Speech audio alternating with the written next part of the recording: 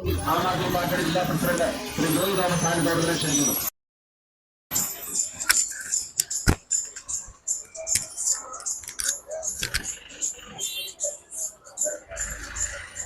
Thank you Binu Mathews. Pala നിയോജകമണ്ഡലം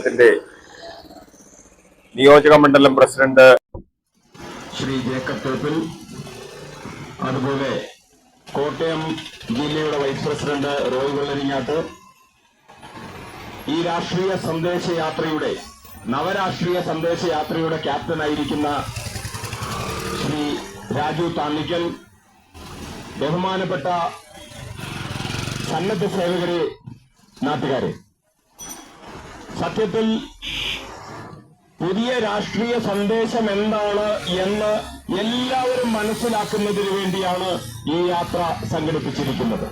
ഇത് ആം ആദ്മി പാർട്ടിക്ക് വേണ്ടി ഉള്ളൊരു പ്രചാരണ യാത്രയല്ല, നേരെ മറിച്ച് സാധാരണ ജനങ്ങൾക്ക് നവരാഷ്ട്രീയം എന്താണ്, പുതിയ രാഷ്ട്രീയം എന്താണ് എന്ന് പറയുന്നതിന് വേണ്ടിയിട്ടാണ്.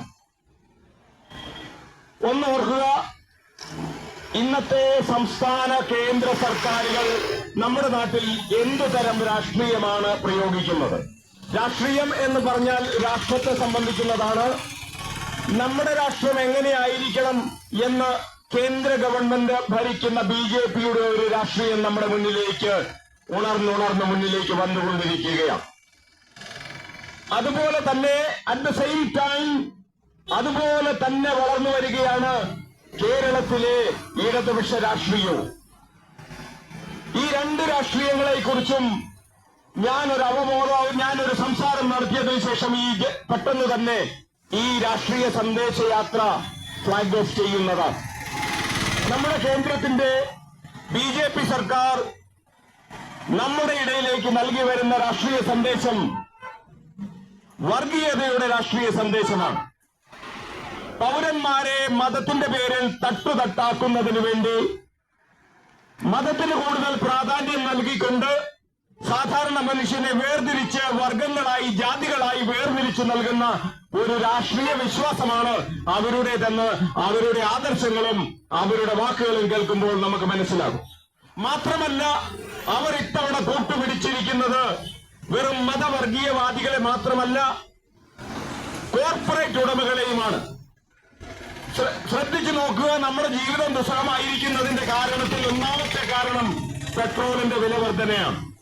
അതുപോലെ തന്നെ കുക്കിംഗ് ഗ്യാസിന്റെ വില വർധന 380 രൂപ 360 രൂപയിൽ കിടന്ന കുക്കിംഗ് ഗ്യാസ് ഇന്ന് 1000-ന് മുകളിലേക്ക് കൊണ്ടെത്തിച്ചിരിക്കുകയാണ്. 60 രൂപ വിലയിൽ കിടന്ന പെട്രോള് 107 രൂപയിലേക്ക് കൊണ്ടെത്തിച്ചിരിക്കുകയാണ്. ഇവിടെ ഓട്ടോറിക്ഷ ഓടിക്കുന്നവരെയോ സാധാരണ കാറും മറ്റു വാഹന സൗകര്യങ്ങളുമുള്ള മുതലാളിമാരെ മാത്രമേ പെട്രോളിന്റെ വില ബാധിക്കുന്നു എന്ന് പാവപ്പെട്ട തൊഴിലാളികളും പാവപ്പെട്ട കൃഷിക്കാരും ചിന്തിച്ചു പോയേക്കാം. പക്ഷെ അല്ല സുഹൃത്തുക്കളെ, നാം ഇന്ന് അനുഭവിക്കുന്ന കേരളത്തിലെ 40% പോലും നമുക്ക് ഭക്ഷ്യവസ്തുക്കൾ കേരളത്തിൽ ഉൽപ്പാദിപ്പിക്കപ്പെടുന്നില്ല. അപ്പൊ ഈ ഭക്ഷ്യവസ്തുക്കൾ മുഴുവൻ തന്നെ അന്യ സംസ്ഥാനങ്ങളിൽ നിന്നും നമുക്ക് എത്തിക്കിട്ടുകയാണ് ചെയ്യുന്നത്. അത് വാഹനങ്ങളിലൂടെയാണ് എത്തുന്നത്. അതായത് ഈ വാഹനത്തിന് കൊടുക്കുന്ന ഈ പെട്രോളിന്റെ വില ആ സാധനങ്ങളുടെ വിലയായി വർദ്ധിച്ചുകൊണ്ട് നമ്മുടെ നടുവൊടിക്കുന്ന വിലവർദ്ധനമായി മാറിക്കൊണ്ടിരിക്കുകയാണ്. അപ്പോ കേന്ദ്രത്തിലുള്ള ഭരണം എന്ന് പറയുന്നത് രണ്ടു തരത്തിൽ ജനങ്ങൾക്ക് ദ്രോഹം ചെയ്തുകൊണ്ടിരിക്കുകയാണ്. ഒന്നവരെ തമ്മിൽ തല്ലിക്കുന്നു, അവരെ മണിപ്പൂർ കലാപങ്ങൾ, ഗുജറാത്ത് കലാപങ്ങൾ പോലെയുള്ള കലാപങ്ങൾ ഉൾപ്പെടുത്തിക്കൊണ്ട് അവരെ തമ്മിലടുപ്പിക്കുകയും അവരിൽ ഭയം ജനിപ്പിക്കുകയും ചെയ്യുന്ന ഒരു രാഷ്ട്രീയം. അതുപോലെ തന്നെ കോർപ്പറേറ്റ് മുതലാളിമാരുടെ നന്മയ്ക്ക് വേണ്ടി പാവങ്ങളെ ചൂഷണം ചെയ്യുന്ന ഒരു രാഷ്ട്രീയം ഉണ്ടായിരിക്കുന്നു. സംസ്ഥാനത്തേക്ക് നോക്കുക, അവിടെ എന്താണ്? അവിടെയും അക്രമ രാഷ്ട്രീയം തന്നെയാണ്. പിണറായി വിജയന്റെ അക്രമ രാഷ്ട്രീയത്തിന് തെളിവാണ് ഇന്നലെ കഴിഞ്ഞ ദിവസം ഈ പൂഞ്ഞാറിലെ വിഷയത്തിൽ അദ്ദേഹം കൊടുത്ത സ്റ്റേറ്റ്മെന്റ്. അദ്ദേഹമാണ് ഈ വർഗീയ ശക്തികളെ നേരിടുന്നതിന് വേണ്ടിയുള്ള ശക്തനായ ഒരു വ്യക്തി എന്നൊരു ധാരണ, ഇരട്ടച്ചങ്കൻ എന്നൊരു ധാരണ സാധാരണ പാവം ഭയപ്പെട്ട മനുഷ്യന് കൊടുത്തുകൊണ്ട് വോട്ട് സമീകരിക്കുന്നതിന് വേണ്ടിയുള്ള പ്രഖ്യാപനം മാത്രമാണ് ഇന്നലെ നടത്തിയത്. എന്തിനാണ്? രണ്ട് സമുദായങ്ങളെ തല്ലിയടിച്ചതിന് ശേഷം അതിന്റെ നേട്ടം കൊയ്യാൻ നടത്തുന്ന ശ്രമം കുറുക്കന്റെ ശ്രമമാണ്. രണ്ടാടുകൾ തമ്മിലിടിക്കുമ്പോൾ ചോര കുടിക്കാൻ കാത്തു നിൽക്കുന്ന കുറുക്കന്റെ സമീപനമാണ് പിണറായി വിജയന്റെ സമീപനം എന്ന് പറയാതിരിക്കാൻ വയ്യ. അതുകൊണ്ട് നവരാഷ്ട്രീയ സന്ദേശത്തിന് പ്രസക്തിയുണ്ട്. അക്രമ രാഷ്ട്രീയം എല്ലാ സ്ഥലങ്ങളിലേക്കും പ്രചരിപ്പിക്കുന്ന കേന്ദ്ര സംസ്ഥാന ഗവൺമെന്റുകളാണ് എന്ന് പറയുമ്പോൾ കലാലയ സംഭവത്തിലേക്ക് നോക്കണം. സിദ്ധാർത്ഥന്റെ മരണത്തേക്ക് നോക്കണം. ഒരു വിദ്യാർത്ഥി കലാപരാഷ്ട്രീയത്തിന് അടിമയായി അല്ലെങ്കിൽ വിധേയനായി അവർ അടിച്ചാക്രമിക്കപ്പെട്ട് കൊല ചെയ്യപ്പെടുകയാണ്. കുഞ്ഞായിരിക്കുമ്പോൾ തട്ടിക്കൊണ്ടുപോകുന്നതിൽ നിന്ന് ഭയപ്പെട്ട് കുഞ്ഞുങ്ങൾ വലുതാകുന്നത് വരെ, നമ്മെ പോലെ ആകുന്നത് വരെ, പ്രായപൂർത്തിയാകുന്നത് വരെ നമ്മൾ നോക്കി വളർത്തിയതിനു ശേഷം കോളേജ് കലാലയങ്ങളിലേക്ക് വിടുമ്പോൾ ഉണ്ടാകുന്ന സംഭവം എന്താണെന്ന് സിദ്ധാർത്ഥന്റെ അനുഭവം നമ്മൾ വെളിപ്പെടുത്തുകയാണ്.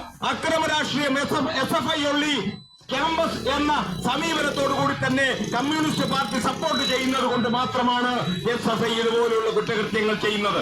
അവർക്ക് എല്ലാ തരത്തിലുള്ള സപ്പോർട്ടും നൽകുന്ന ഒരു സംവിധാനം നിലനിൽക്കുന്ന സംസ്ഥാന ഗവൺമെന്റുകൾക്കെതിരെയും ഇവിടെ സാധാരണ ജനങ്ങൾ ഉയർത്തെഴുന്നേൽക്കേണ്ടതായിട്ടുണ്ട്. സാധാരണ ജനങ്ങൾ രാഷ്ട്രീയത്തിലേക്ക് വന്നു കഴിഞ്ഞു. യാതൊരു ആവശ്യവുമില്ലായിരുന്ന ബാങ്ക് ഓഫീസർമാർ, കൃഷിക്കാർ, തൊഴിലാളികൾ എല്ലാവരും തന്നെ ഇതാ രാഷ്ട്രീയ രംഗത്തേക്ക് കടന്നു വരികയാണ്. ഇതാണ് ആം ആദ്മി, ഇതാണ് സാധാരണക്കാരുടെ പാർട്ടി.